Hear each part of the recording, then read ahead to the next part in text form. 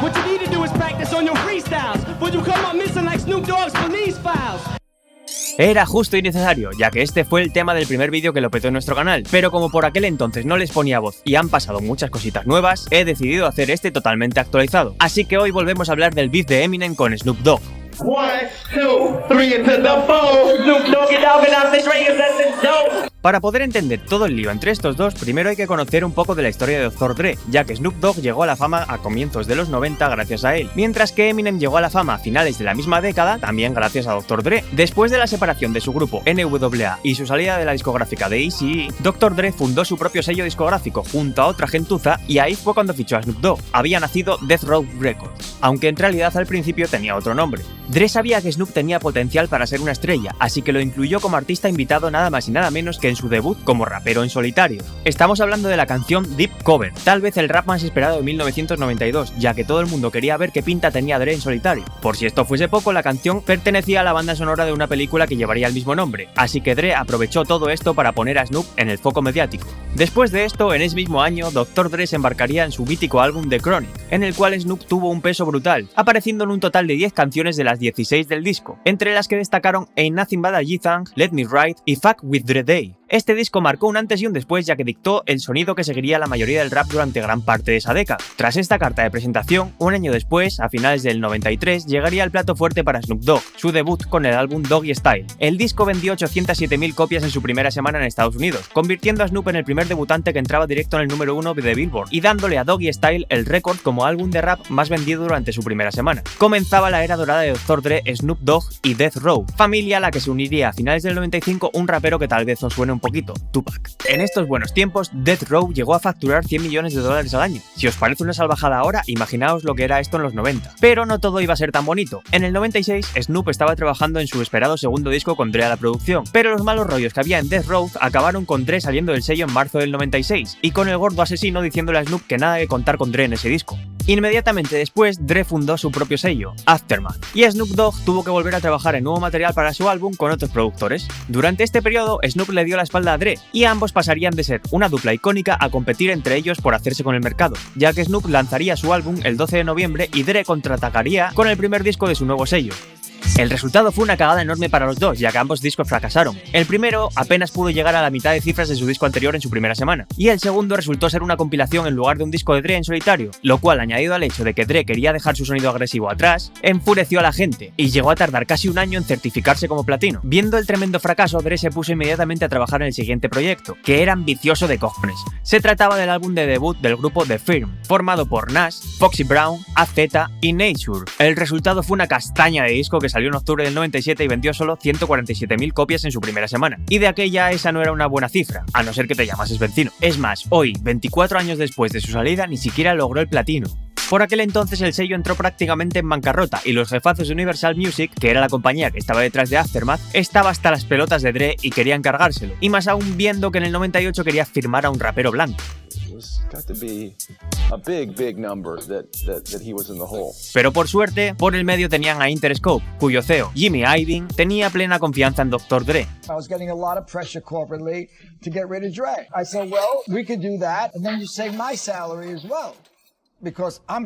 Así que en marzo del 98, Eminem se convirtió en el nuevo y arriesgado fichaje de Aftermath, y fue entonces cuando Dr. Dre puso toda su maquinaria a trabajar otra vez, siguiendo una hoja de ruta muy similar a la que había hecho con Snoop Dogg 6 años antes. Ese mismo año se empezó a grabar la película Wild Wild West, y Dr. Dre consiguió un hueco en su BSO con la canción Bad Guys Always Die, en colaboración con Eminem, sabiendo que esto lo colocaría en el centro de todos los focos igual que sucediese con Snoop Dogg. Dre y Jimmy usaron todas sus conexiones para conseguirle unas cuantas colaboraciones y ver qué tal salía la cosa. Una de las primeras conexiones que le buscaron fue con Limp Bizkit. Puedes ver cómo fue en el vídeo que te dejo en las tarjetas.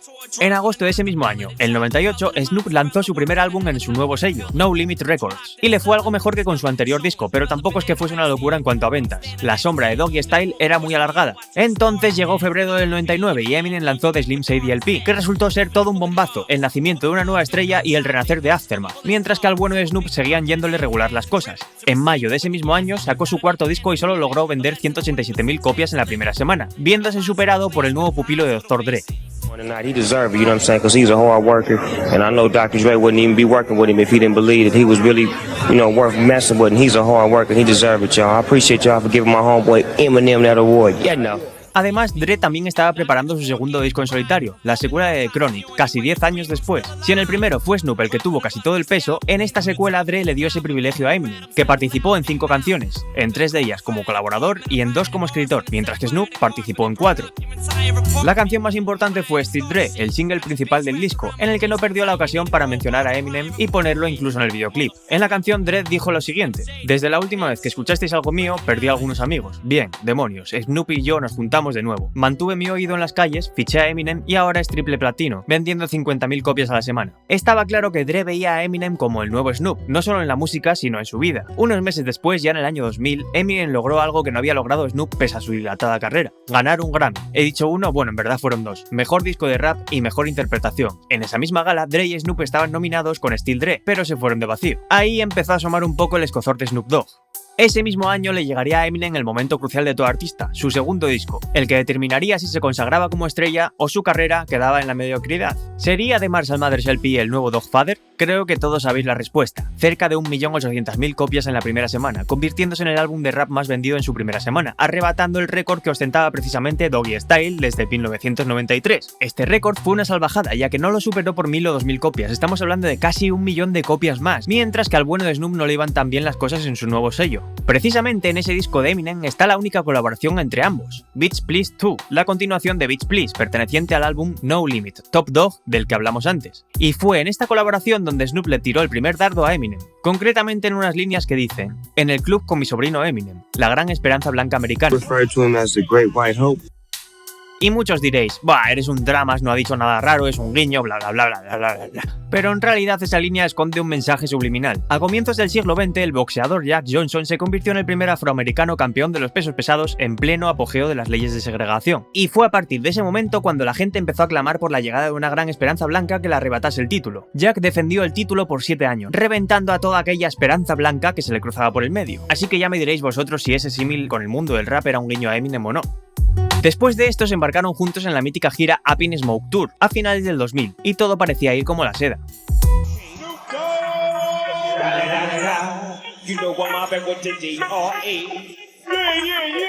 Sin embargo, la imagen de Dre estaba cada vez más asociada a Eminem que al propio Snoop, relegándolo a un segundo plano. Tras esta gira, a finales de año, Snoop lanzó el álbum The Last Meal, del que vendió 397.000 copias en su primera semana. No eran malas cifras, pero eran ridículas comparadas con las de Eminem. Tras esto, Eminem y Snoop aparecerían juntos en la película de Woz, en la que compartieron una divertida escena. Sin embargo, Eminem volvió a justiciar a Snoop Dogg en el año 2002, y es que ese año también volvió a suceder lo mismo. Los dos sacaron disco. ¿Y qué es lo que pasó? The Eminem Show, lanzado en mayo, vendió 284.000 copias en su primer día. Repito, en su primer día. Por su parte, el álbum de Snoop, lanzado medio año después, vendió solo 174.000 copias en su primera semana. Snoop veía que esa gran esperanza blanca le estaba pateando el culo por todas partes, y por si fuese poco, Eminem acabó descubriendo a 50 Cent, y este le arrebató a Snoop el único récord que poseía. Y es que el primer disco de 50 se convirtió en el álbum de debut que más discos vendió en la primera semana, superando a Doggy Style justo 10 años después, en el año 2003. Para aquel entonces ya era habitual ver a Eminem y Dre compartir las portadas de todas las revistas, y encima ahora se les unía a 50 Cent, formando un trío denominado como el monstruo de las 3 cabezas. Snoop había sido relegado al cuartísimo plano. Por si fuese poco, esto fue favorecido por la lucha entre las revistas XXL y The Soul, de la que hablaremos en nuestro vídeo de Eminem contra Ventino. ¿Quieres el vídeo de este vídeo? Pues lo haremos cuando lleguemos a 2.500 likes en este vídeo, así que ya sabes, no seas Ventino. Para el año siguiente, el 2004, llegó la estocada definitiva de Eminem. Ese año volvieron a sacar disco, pero esta vez al mismo tiempo.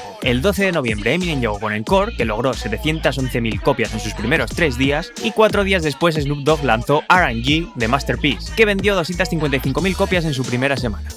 Llegó 2005 y ¿creéis que cambió algo? Pues no, todo siguió siendo idéntico. Esta vez los dos sacaron un disco de grandes éxitos. El de Snoop vendió 10.000 copias en la primera semana, mientras que el de Eminem logró vender 441.000. Quedaos con estos datos porque más adelante os van a hacer falta. Tras esto, en 2006, Snoop se quitó la careta y atacó a Eminem faltándole al respeto durante una entrevista. Y es que acababa de lanzar un nuevo disco en el que aparecía una canción titulada Around Here, en la que la instrumental estaba hecha con el mismo sample que Stan, es decir, sampleando el tema Thank You de Dido. Y esto es lo que dijo Snoop sobre el asunto. Real similar to Eminem's beat to Stan, right? Not to me. When I first heard it, I didn't think nothing about Stan. I don't listen to Eminem records. No disrespect to him, but I don't listen to Eminem records. I'm a gangster. Fan talking about a fan, somebody that There's a groupie on Eminem dick that's writing letters and all kind of shit, dreaming of being him. My shit is around here, you know, gangster shit. I was just saying that the beat used the same sample. Well, that's Dr. Dre's a producer. Why wouldn't he use his shit? That's his shit. I didn't hear Stan on that song when I heard it. Stan, write me a letter. I want to come see you. You're my favorite fan. Oh, that wasn't on that bullshit. Se notaba que Snoop tenía el culo rotísimo y no sabía ni qué decir, porque para empezar Dr. Dre no fue el productor de Stan. Por cierto, aquel año también lanzaron disco a la vez. Snoop Dogg sacó The Blue Carpet Treatment a finales de noviembre y Eminem sacó The Re-Up un par de semanas después. The Re-Up no era un disco de Eminem, nació como una mixtape para promocionar CD Records, pero sintieron que el material era tan bueno que en lugar de lanzarlo como mixtape lo lanzarían como álbum. Aún así, ¿sabéis el resultado? Os lo dejo en la pantalla porque ya me da hasta penita decirlo. Mucho después de todo esto, ya en 2013, durante la gala de los MTV de ese año, Afrojack estuvo insultando a Eminem y este le contestó con su famoso ¿Who? Who? Afrojack? Who? That's what I thought. Thank you. El caso es que al día siguiente Afrojack apareció junto a Snoop Dogg parodiando ese momento.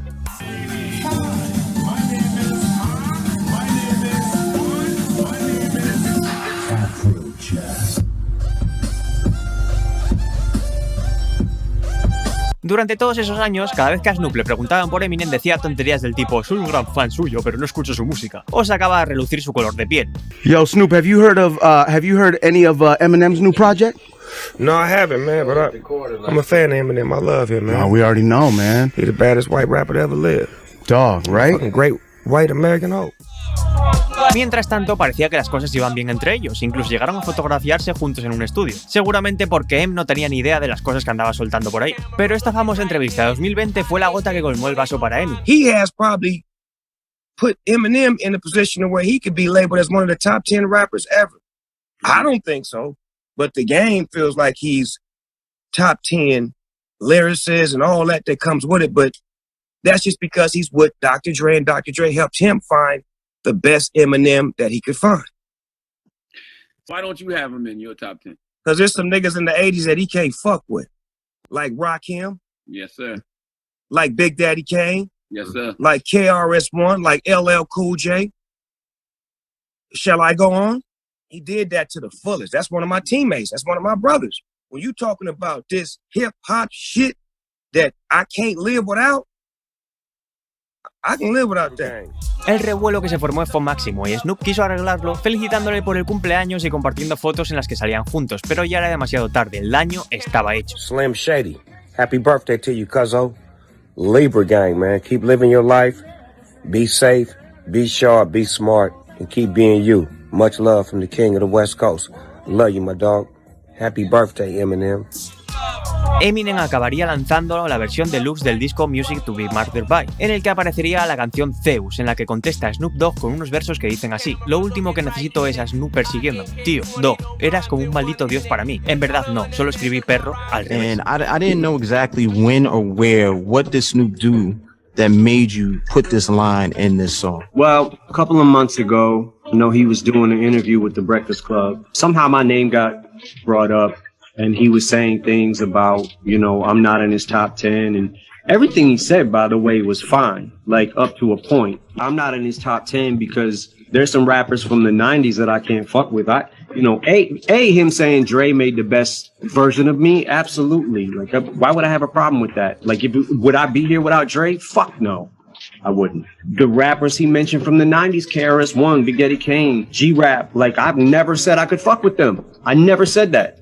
Like, everything was good until, like, it was more like, I think it was more about the tone he was using that caught me off guard, because I'm like, yo, where is this coming from? I just saw you. Like, what the fuck? You know what I'm saying? Like, it threw me for a loop. Again, I probably could have got past the whole tone and everything, but it was the last statement when he said, as far as music I can live without, I can live without that shit. Now you're being disrespectful for, like, it just caught me off guard. I wasn't ready for that. And people started hitting me up about it, like, oh, what are you gonna do? What are you gonna do? And I didn't know what to do about it at first. Cause it confused me because I'm like, yo, bro, same team. We're on the same team. Like, what the fuck? And I have never in my career, my entire career, ever said a disrespectful word about Snoop Dogg. I mean, what the fuck? Like, his impact on hip hop, like, I can't I can't front on that. Okay, now you know, everyone's entitled to their opinion. My top 10, top 5 ain't gonna be the same as his, but everyone's entitled to their opinion. So how could I be mad at that? I wasn't mad about the opinion. It was after that. It was that, you know, that the very last statement was like, oh, what the fuck? Like, damn, dog. Like, really? But, you know, I said what I said, I addressed it, I felt like I said what I needed to say. And... Comenzó el 2021 y entonces Snoop entró con todo, comentando incluso una foto subida por una fanpage de Eminem en Instagram. Reza para que no responda a esa mierda tan floja. Y también compartió un trozo de una canción que tenía en camino en la que atacaba a Eminem subliminalmente, haciendo menciones a Kurt and Cal, Kamikaze y Superman. Curiosamente, esta canción estaba preparada antes de que Eminem lanzase Zeus.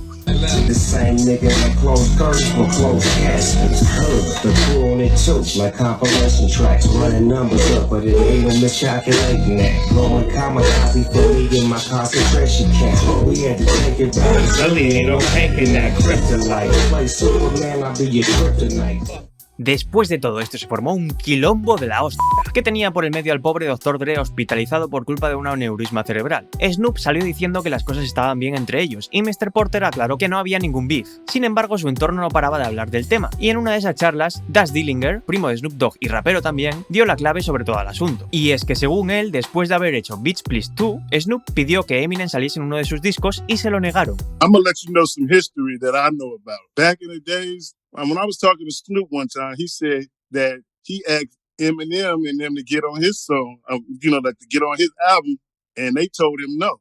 And Snoop felt some type of way, like, I did all this and all that, and they tell me no. But Eminem probably didn't even know that Snoop asked to do a song. That probably was Peter Rosenberg or somebody just said no. They took it personal. And then from then on, that's why you never heard a song from Snoop and M since then. Unos días después, a mediados de enero, Snoop dio una entrevista en la que dijo que Eminem y él seguían siendo amigos y eran asuntos de familia. Parecía que sus más allegados les habían hecho ver que pelearse no era una buena idea y menos teniendo a Dre en el hospital. We're still friends. I think that's family business, and I don't want to, you know, make it more than what it is. I mean, he said what he said. I respect that, and we just gonna keep it right there. Sin embargo, en marzo, Eminem sacó el video lyric de su tema Tone Deaf y empezaba con esta escena. Al mes siguiente, Snoop lanzó su nuevo disco y en él apareció la canción en la que hablamos antes, en la que ataca a Eminem, y justo 2 días después anunció gira europea con D12 y Obi Trice. Bueno, lo de llamarlos D12 es simbólico porque seguramente serán solo Punaiba y Swift. Y ya por fin, a finales de mayo de 2021, Eminem lanzó el remix de Killer, y en él dijo que habló con Snoop e hicieron las paces, dejando caer que lo hizo por Dr. Dre. Llamé a Snoop y hablamos, estamos bien. Dre, Snoop y yo estamos bien. Doctor, te respaldamos. Y así, vencinitos míos, fue como el cuento acabó de momento. Quién sabe lo que nos deparará el futuro.